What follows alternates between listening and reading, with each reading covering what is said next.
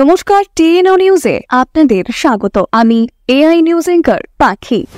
18 জানুয়ারি 2025 বন্ধ্যাত্বের চিকিৎসায় উত্তর পূর্বাঞ্চলের গৌহাটি মেডিকেল কলেজের পর দ্বিতীয় রাজ্য হিসেবে Agartala government medical college and GBP হাসপাতালের স্ত্রী ও প্রসূতি রোগ বিশেষজ্ঞ চিকিৎসকগণ ইন্ট্রাইউটেরাইন ইনসেমিনেশন পদ্ধতিতে কৃত্রিম গর্ভধারণে সাফল্য পেল।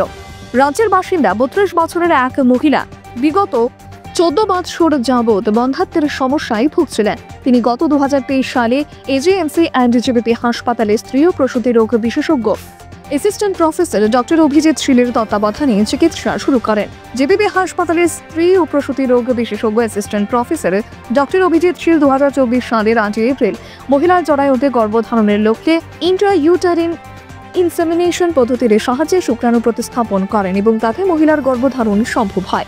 এই ধরনের প্রক্রিয়ায় গর্ভধারণ ও সন্তান প্রসব হয় রাজ্যে এবার প্রথম।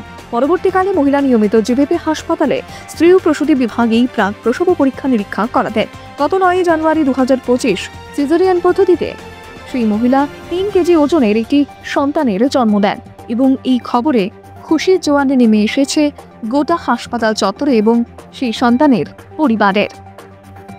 এখনকার মতো সংবাদ এ পর্যন্তই। পরবর্তী নিউজ ও আপডেটস দেখার জন্য অবশ্যই চোখ রাখুন টিএনও নিউজের পর্দায়।